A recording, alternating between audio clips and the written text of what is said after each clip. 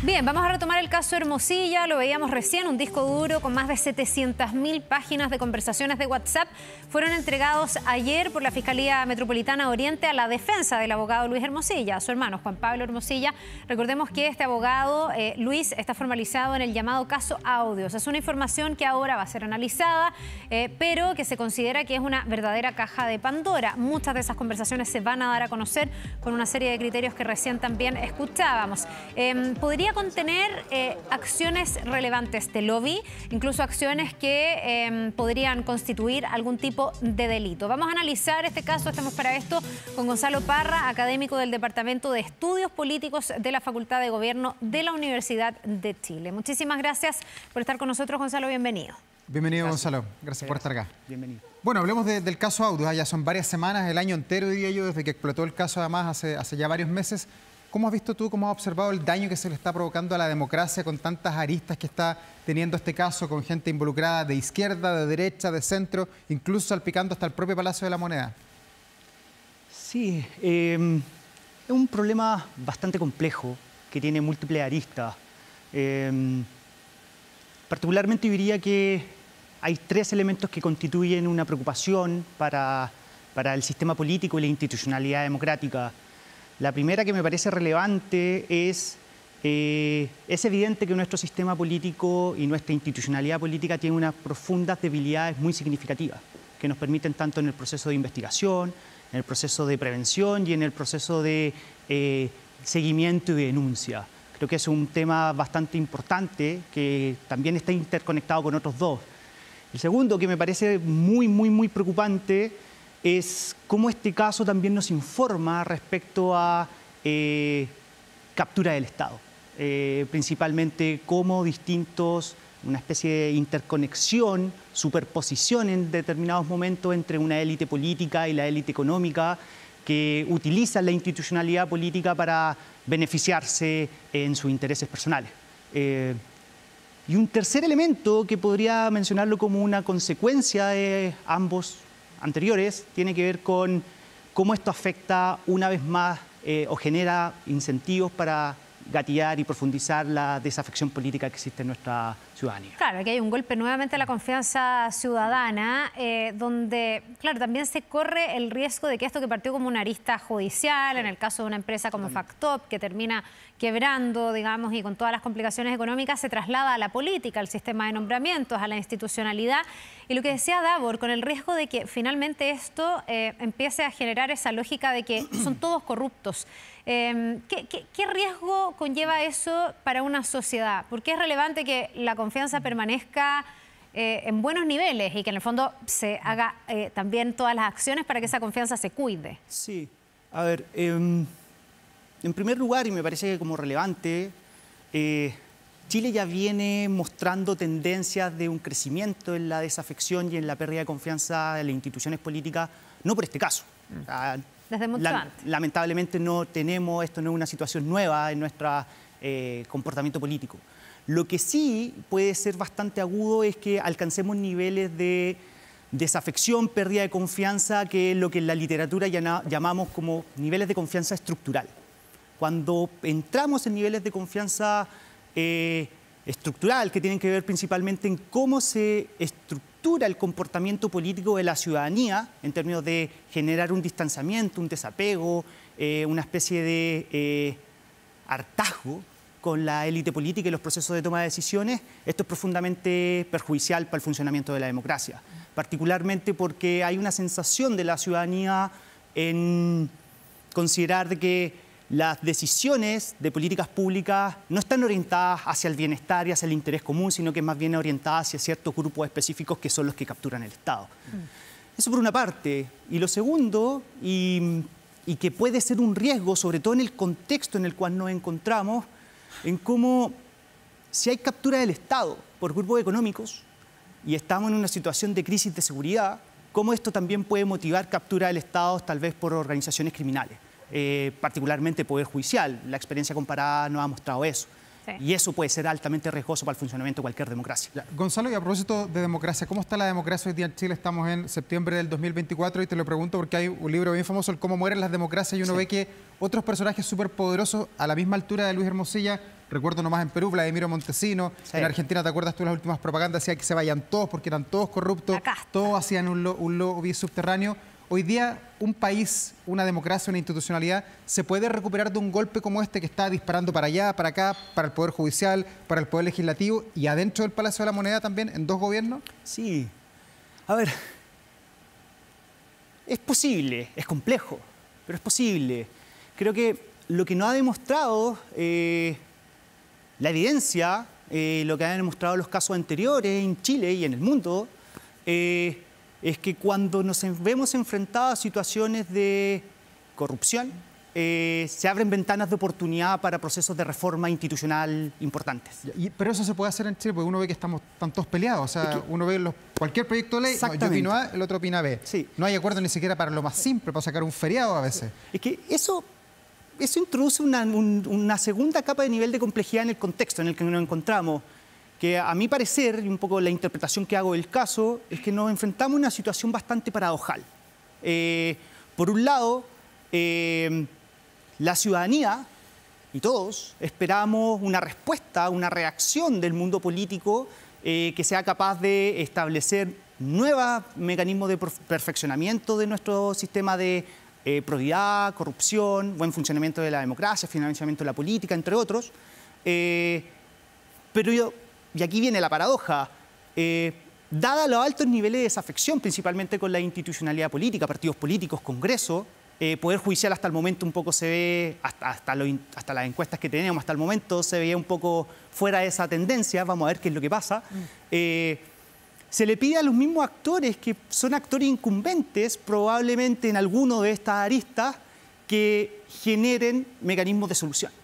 Y la paradoja se produce principalmente en esto, en cómo si el mundo político reacciona y busca generar algún tipo de muros de contención, la respuesta inmediatamente de la ciudadanía puede ser, y una percepción bastante razonable, es que aquí el mundo político también está actuando como una especie de comportamiento tipo cartel. Que se está protegiendo. Y protegiéndose. Entonces hay una paradoja bastante aguda. Ya, quiero llevar esa paradoja porque tú la estás recogiendo desde el punto de vista del Congreso, donde ahí uno ve que todos sacan réditos dependiendo del momento en el que toca, porque hoy día esto de Hermosilla está mucho más radicado en la derecha. Sí. Entonces desde el oficialismo se dice, bueno, los vínculos de Hermosilla con la derecha. Pero tuvimos antes el caso Convenio y ahí estaba mucho más salpicado el oficialismo, tuvimos a la derecha enrostrándole la corrupción al oficialismo y así para atrás podemos ir hasta el caso Pentas-Oquimich, que finalmente terminó en lo que uno teme que pase ahora, que lo salpicó básicamente a todos. Pero te quiero preguntar por el rol del presidente en esto, porque el presidente ha tenido declaraciones que fueron cuestionadas en un momento y que después él ha ratificado y ha insistido en esta lógica de que está bien que los poderosos también enfrenten a la justicia, que vayan a la cárcel y que eso a él le parece una buena señal. Aquí hay dos miradas. Hay quienes dicen, no, el presidente tiene que estar sobre el bien y el mal, ser más institucional. Y hay otros que dicen, bueno, el presidente está recogiendo un sentir ciudadano. Hacer lo otro es como que el presidente quisiera también protegerse, pero también alimentando tal vez la sensación de desconfianza de las personas. Entonces, ¿cómo has visto tú el desempeño del presidente? ¿Cuál debiese ser? ¿Y cómo ha sido hasta ahora, digamos? Sí, es una situación... Porque es difícil, es una paradoja. Sí, exactamente, una situación bastante compleja y que nos lleva a lo siguiente. A ver, por una parte, y tal como lo mencionabas, Carla, esto se podría interpretar que las intervenciones del presidente como principal autoridad política del país intentan graficar esta recordada frase de que las instituciones funcionan. Se podría interpretar de esa manera, particularmente en el sentido de independiente de quiénes sean los actores implicados, las instituciones están realizando procesos de investigación, abriendo las aristas necesarias y por lo tanto con las consecuencias que esto Ahora, aquí la discusión generar. se ha dado porque hay muchos que perciben que el presidente fue mucho más allá de eso, porque Sí, el que las instituciones funcionen es una cosa más neutral. Sí. Pero el presidente aquí en algún momento se alegró de que esta persona fuera a la cárcel y ahí algunos dijeron, bueno, está interviniendo, se está extralimitando sus funciones. Sí. No, totalmente. Y esa es la segunda parte, y esa es la complejidad de un poco de la situación dada el escenario también político en el cual nos encontramos, el escenario político nacional, altamente crispado, altamente fragmentado, que el presidente Boric emita este tipo de situaciones un poco nos distancian de lo que se esperaría de una autoridad de este caso, una ¿Y no poco lo de acerca a la presidencia ciudadanía? política. Sin duda, sin duda que sí. Y es un poco también de la posición política. Aquí también, bueno, tenemos otros casos de un poco de la experiencia comparada, y lo que nos informa un poco la experiencia comparada en este tipo de situaciones es lo que nosotros denominamos, por ejemplo, en comportamiento político como credit claiming. Esta figura de que distintos actores políticos, principalmente pensando en la reelección, buscan establecer mecanismos de atribuirse acciones o sentimientos que en este contexto son propios de la ciudadanía. No necesariamente con una respuesta institucional que motive procesos de reforma, sino que más bien con intervenciones de este tipo. Y esa situación es bastante compleja. Gonzalo, ¿y se puede más o menos dar cuenta de cuántos otros Luis Hermosilla existen en la sociedad? Porque uno pregunta en cualquier encuesta, la gente percibe que Chile está siendo cada vez más corrupto, que no estamos a los niveles de otros países, afortunadamente por ahora, pero la gente percibe que hay mucha gente que tiene poder, en el caso de Hermosilla, más poder que el presidente. Era capaz de llamar al Poder Judicial, al Poder Legislativo, a los ministros, al que tú quieras, tú le decías y él hacía la gestión finalmente. Hoy día, ¿por qué no está funcionando la ley del lobby? ¿Es muy baja? ¿Las penas no son atractivas quizás como para que sean disuasivas de una persona que va a hacer un comportamiento que va rayando con la justicia? A ver, es difícil tener una medida que nos diga cuántos de otros estos casos, cuántos Luis Hermosillas más existen en la sociedad. Y de hecho, me paro sobre un principio. El buen funcionamiento de cualquier práctica de estas características, ilícita, o en casos de otra índole, más bien cercado a comportamiento criminal organizado, es más exitoso en la medida que sea subterráneo. Entonces, es complejo poder establecer una medida.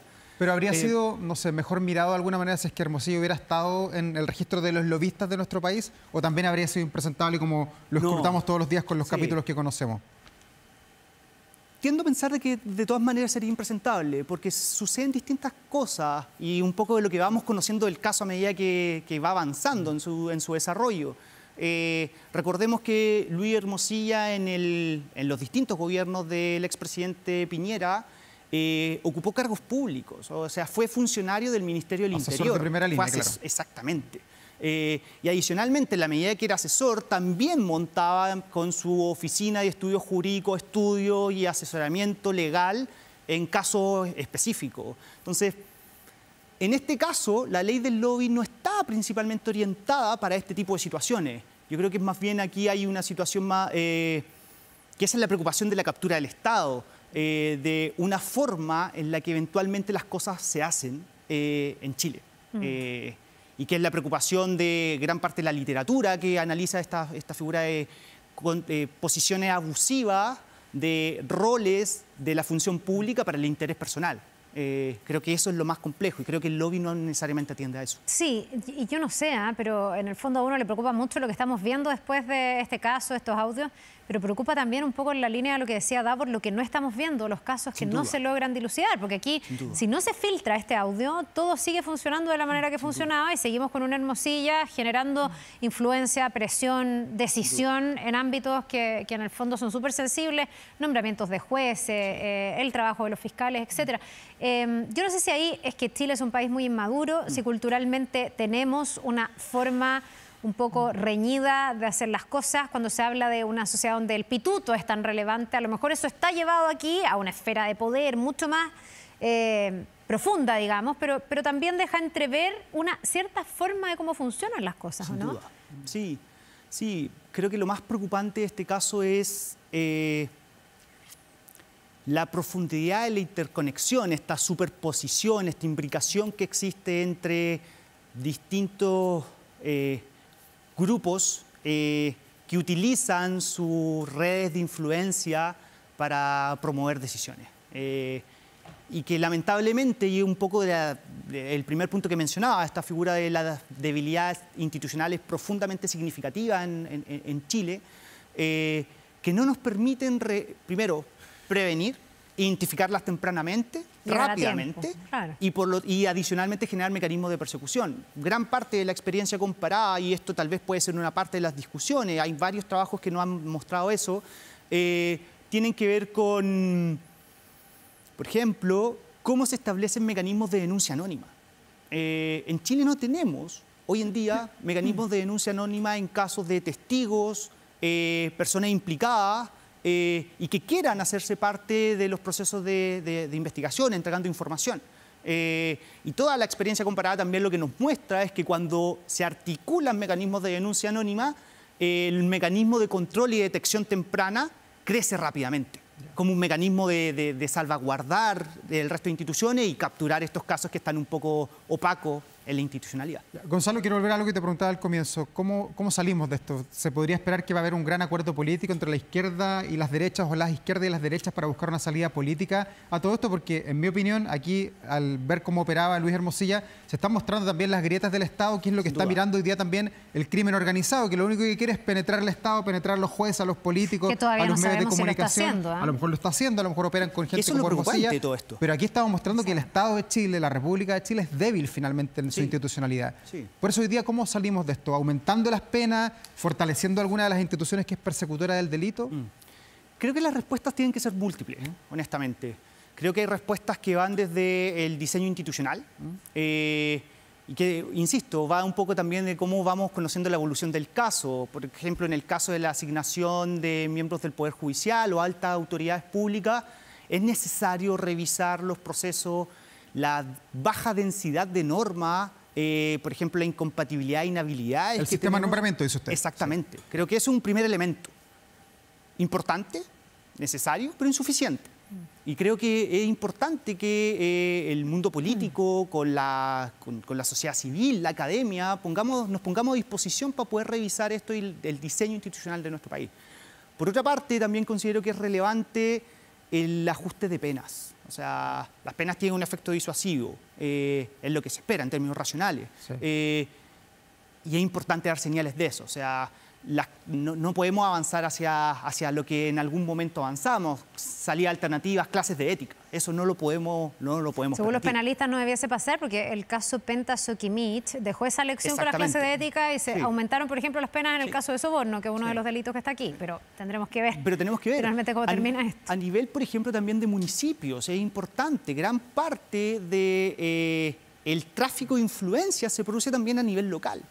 Y el tráfico de influencia se produce a nivel local porque, dado que es un nivel que tiene poca atención y pocos mecanismos de control, la experiencia comparada a lo que nos ha mostrado es generar unidades de control obligatorias en la estructura de las municipalidades que permitan recopilar, gestión de su control, mejorar mecanismos de transparencia e información y tal vez incluso revisar los procesos de asignación, que ya no sean, por ejemplo, en el caso del Poder Judicial o de la Corte Suprema, parte de los mismos actores incumbentes, exactamente, sino que también traspasarlo a nuestro sistema de alta dirección pública. Sí, ahora, la idea de un gran pacto político en torno a esta materia, yo creo que se ve súper difícil porque todo eso podría sonar a blindaje, a arreglín, a cocina. Sin duda. Además que en algún momento, porque alguien podría decir aquí hay que dialogar, hay que ponerse de acuerdo, pero la política de los acuerdos, de los buenos acuerdos, ha estado súper desprestigiada.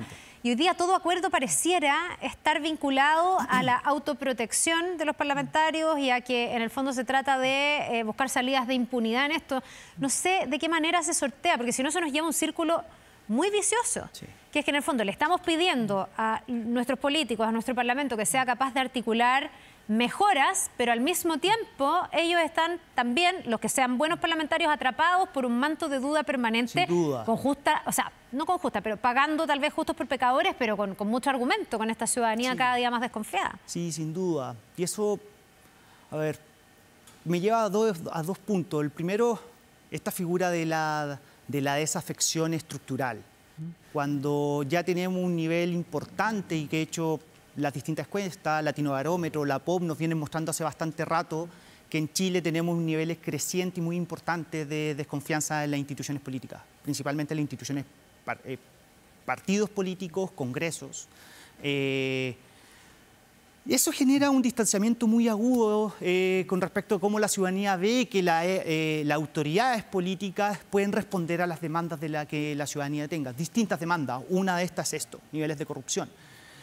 Y por otra parte, es difícil en el contexto actual y aquí se mezclan otros elementos, otras capas de complejidad en el asunto, tenemos un escenario político en donde estamos en pleno proceso electoral.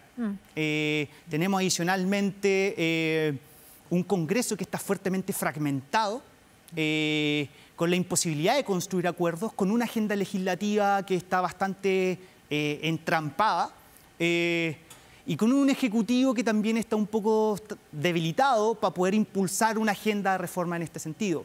Por eso gran parte de la experiencia que tenemos de gobiernos anteriores, si no mal no recuerdo, llevamos 5 o 6 comisiones asesoras. Sí. Un poco la figura que recurrentemente en este caso se utiliza es recurrir a un validador externo, principalmente expertos, comunidad académica, que un poco nos permitan construir consensos sobre cuáles son las alternativas de salida. Pero en ese escenario, la posibilidad de construir un acuerdo político, la verdad, es bastante difícil. Gonzalo Parra, académico del Departamento de Estudios Políticos de la Facultad de Gobierno de la Universidad de Chile, muchas gracias por estar aquí. Pasarán un par de meses, quizás años, para ponderar bien qué está pasando en Chile en este año tan difícil. Gracias, Gonzalo. Muchas que te vaya gracias muy bien. Nos Buen vemos. Día.